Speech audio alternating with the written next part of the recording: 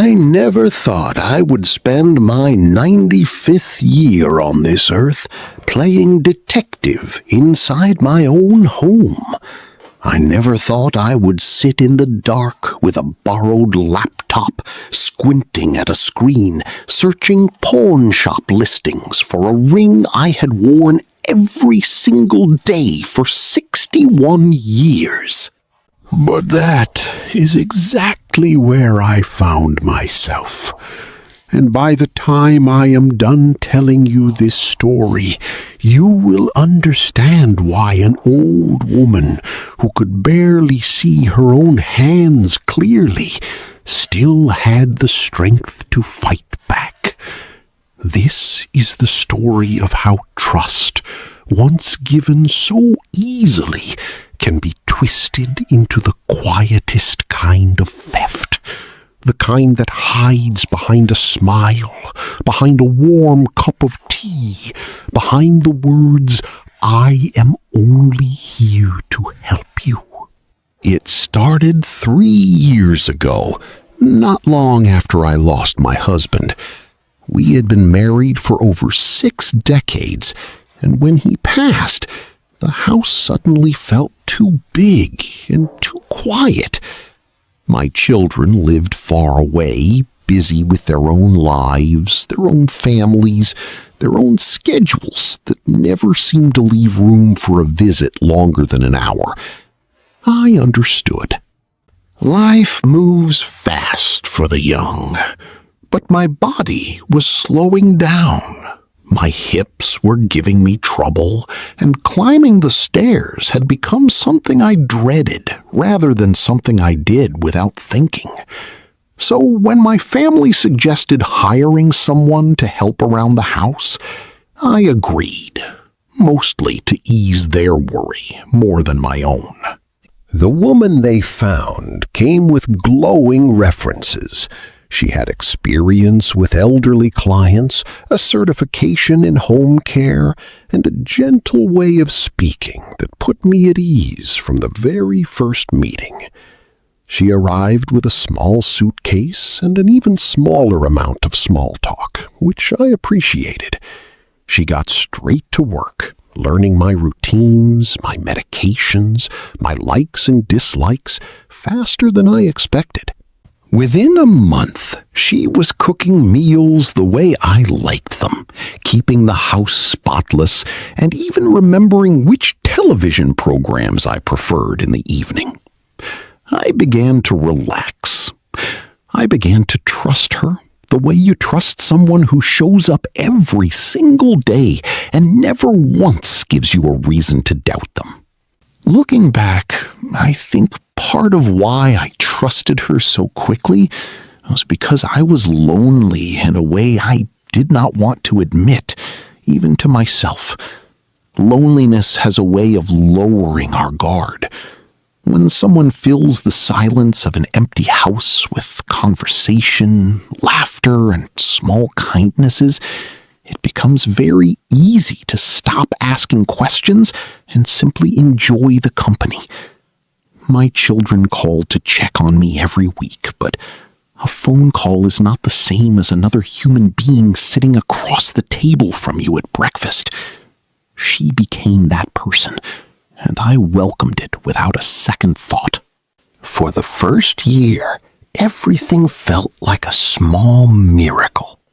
I had worried that inviting a stranger into my home would feel like an invasion, but instead it felt like companionship.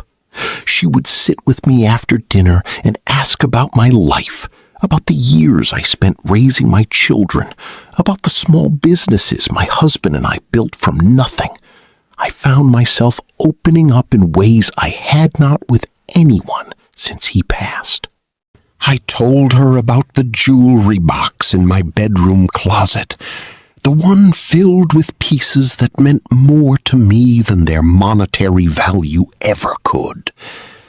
My wedding ring, my mother's brooch, a bracelet my husband gave me on our 40th anniversary, earrings from a trip we took to celebrate retiring from work we loved. Each piece held a memory, and I trusted her enough to let her know where they were kept, in case anything ever happened to me and my children needed to find them quickly. It was a small comment from my granddaughter that planted the first seed of doubt. She had come to visit during the holidays and noticed I was not wearing the brooch I always wore to family gatherings. I told her I simply had not felt like dressing up that day, but the truth was I had not seen that brooch in weeks. I brushed it off as forgetfulness, the kind that comes with age, the kind everyone around me had already started to whisper about when they thought I could not hear. But that night, after everyone had gone home, I opened the jewelry box myself for the first time in what felt like months, and my stomach dropped in a way I had not felt in years. The brooch was missing. So was a ring I rarely wore but always kept in the same velvet pouch, a ring that had belonged to my mother before she passed.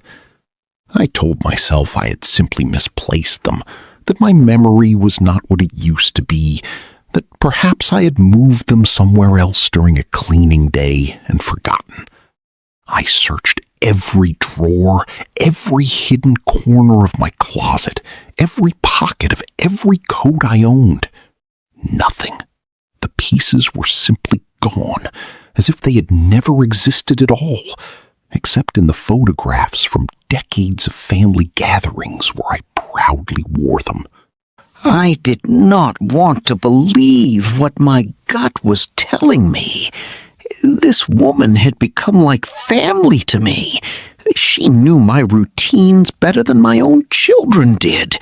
She held my hand during doctor visits, drove me to appointments, sat beside my bed when I had a bad flu last winter, and refused to leave until my fever broke. How could someone who cared for me with such devotion also be capable of taking from me in silence? I convinced myself there had to be another explanation. Perhaps a repair shop, perhaps a cleaning service, perhaps my own forgetful hands had tucked them away somewhere clever and then forgotten the hiding spot entirely. At my age, it is easy for people around you to assume the worst about your memory the moment something goes missing. I had watched it happen to friends of mine over the years. Women who misplaced a set of keys and were suddenly spoken to like children, their independence quietly stripped away piece by piece under the guise of concern. I did not want that to happen to me, so instead of raising an alarm right away, I kept my worries to myself. I told no one, not even my own children, because I was afraid that admitting something felt wrong would be treated as proof that I could no longer be trusted to live on my own. Weeks passed, and more pieces began to disappear. A pair of earrings my husband bought me during our honeymoon. A thin gold bracelet that had been a gift from my sister, who had passed away nearly a decade earlier. Each time something went missing, I felt a small piece of my history quietly slipping away with it. And each time I told myself the same lie, that there had to be an innocent explanation, that surely the woman who brought me soup when I was sick could not be capable of something so calculated. It was my grandson, studying computer science at the time, who suggested I take the situation more seriously. He had come to visit and noticed how anxious I seemed whenever the topic of my jewelry came up. When I finally admitted what had been happening, he did not. That night, after everyone had gone to bed, I could not sleep. I lay in the dark, staring at the ceiling, replaying every kind gesture, every warm smile, every moment of comfort this woman had given me over the past 2 years. I wanted so badly to believe there was another explanation, but deep down, a quiet and painful certainty had already begun to settle in my chest. Someone I trusted with my life had been taking pieces of it, one small treasure at a time, and I had been too grateful for the company to notice. My grandson offered to help me find out the truth without confronting anyone directly, at least not yet. He explained that many people who sell stolen jewelry try to do it quietly online, through resale websites, pawn shop listings, or classified ads, because those platforms rarely ask many questions about where an item came from. He sat with me at my kitchen table and taught me, slowly and patiently, how to search for those listings myself. My hands shook as I typed, not from the unfamiliar keyboard, but from the fear of what I might find. He explained something else that stayed with me long after that conversation. He told me that people who take advantage of older adults often count on 2 things working in their favor: embarrassment and self-doubt. Embarrassment keeps victims from speaking up because admitting you have been fooled feels like admitting weakness. Self-doubt convinces victims that they must be misremembering, that surely a person who has been so kind could never do something so calculated.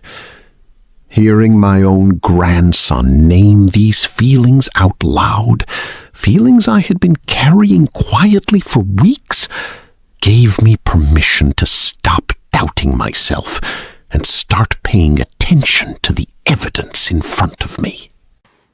It did not take long. Within the first hour of searching local pawn and resale listings, I found a photograph that made my breath catch in my throat. It was my mother's brooch, the very one I had worn to countless family dinners, listed for sale at a price that felt like an insult compared to what it meant to me. The listing had been posted under a name I did not recognize, but the photograph left no room for doubt. I knew every scratch on that brooch, every small imperfection in the metal from decades of wear. It was mine, and someone had sold a piece of my history to a stranger for a fraction of what it was worth to me. I remember sitting back in my chair, my heart pounding so hard I could feel it in my ears. Part of me wanted to slam the laptop shut and pretend I had never seen it, to go back to the comfortable version of my life, where the woman who cooked my dinner every night was simply a kind helper and nothing more. But another part of me, a part that had spent decades running a household and raising a family and making hard decisions when they needed to be made, refused to look away. That part of me knew that if I closed the laptop now, nothing would change, and whatever was happening would simply continue. I sat frozen at my kitchen table, staring at the screen, feeling something between grief and fury rise up inside me. This was not just about money. It was about the betrayal of a relationship I had believed was genuine. It was about the quiet violation of a space I thought was safe. It was about realizing that someone had looked at the most treasured pieces of my life and seen nothing but dollar signs. My grandson encouraged me to keep searching before confronting anyone, so we would have enough evidence to be taken seriously. Over the following days, we found more listings, each one another small piece of my life reduced to a price tag on a screen. The earrings from my honeymoon, the bracelet from my sister. A ring I had not even realized was missing until I saw it staring back at me in a photograph taken inside what looked like my own bedroom. The realization that these photographs had been taken inside my home made everything feel even more invasive. This was not a stranger who had broken in during the night. This was someone who had walked through my house every single day, who had access to every room, who had sat beside me at dinner and asked about my day, all while quietly planning how to profit from my trust. I began to understand that the kindness I had felt from her over the past 2 years may have been, at least in part, a performance designed to keep me comfortable and unsuspecting. I decided I needed proof that could not be dismissed or explained away, something beyond photographs on a resale website that a clever excuse might talk around. With my grandson's help, and after speaking with my son about what we had discovered, we installed a small, discreet camera in a common area of the house, positioned carefully and legally to observe activity without violating anyone's reasonable expectation of privacy in shared spaces. We did not do this lightly. It felt strange and uncomfortable to monitor someone who had been so present in my daily life, but I reminded myself that trust, once broken this deeply, has to be rebuilt through proof, not assumption. It took less than 2 weeks to capture what we needed. The footage showed her entering my bedroom during hours when she believed I was resting, opening the jewelry box and slipping a small item into her pocket before quietly closing the closet door behind her. Watching that footage for the first time felt like a physical blow. Even though I had already suspected the truth, seeing it happen in real time, in my own home, on the very bed where I slept, made the betrayal feel fresh and raw all over again. My family gathered together before we decided how to proceed. My children were shocked, not just by the theft itself, but by how long it had gone unnoticed, and by how much they had trusted this woman with my care and my safety. There were difficult conversations that night, some of them tearful, as my son and daughter each wrestled with a quiet guilt of their own, wondering if they had simply been too busy, too far away, too trusting of a stranger to notice what was happening under their own noses. I reminded them, and I remind you now, if you find yourself in a similar situation, that the blame belongs entirely with the person who chose to steal, not with the family who chose to trust. We made the difficult decision to involve local authorities rather than handling the situation privately, because what had happened was not simply a private disagreement. It was theft, carried out repeatedly against someone who was vulnerable, and we wanted to make sure it could not happen again, to me or to anyone else in a similar position. A private conversation might have ended with an apology and a return of a piece or two, but it would have done nothing to stop this from happening to the next elderly client who trusted her with their home and their belongings. When she arrived for her shift the next morning, unaware that everything had already come to light, my son met her at the door instead of me. I watched from the living room as her expression shifted from confusion to something closer to panic when she realized why he was standing there. She tried at first to deny everything, then to explain it away as borrowing items she intended to return. But the footage and the online listings made any explanation fall apart almost immediately. The authorities were contacted, and the matter was handed over to be dealt with through proper legal channels, as it should have been from the very beginning.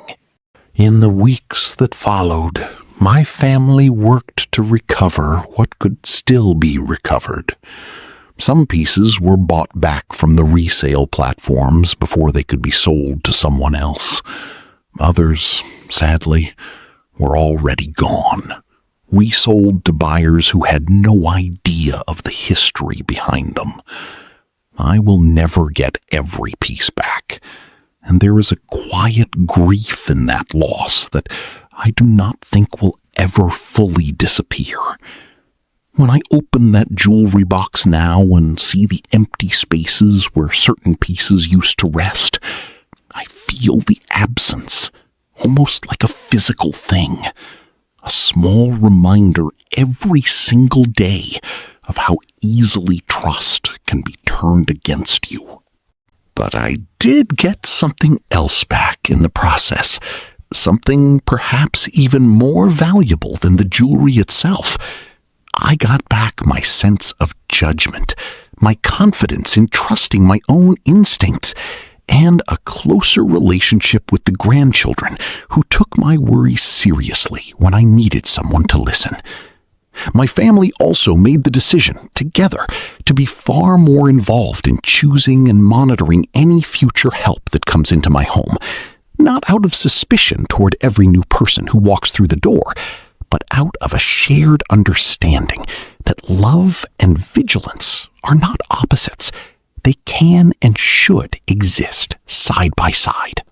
Looking back now, I understand that this experience taught me something important, something I want to share with anyone watching who finds themselves in a similar position, whether they are caring for an aging parent or are an older adult living independently themselves. Trust should never mean the absence of oversight. It is possible to care deeply for someone who helps you every day while still keeping a clear record of your valuables, still checking in regularly with family about what you own, and still trusting your own instincts when something feels off, even if you cannot immediately explain why. Vulnerability should never be an invitation for exploitation, and the people who genuinely care about you will never be offended by reasonable safeguards. If you are caring for an elderly parent or relative, I encourage you to have open conversations about their belongings, to check in regularly, and to take their concerns seriously the moment they raise them, rather than assuming confusion or forgetfulness is always the explanation.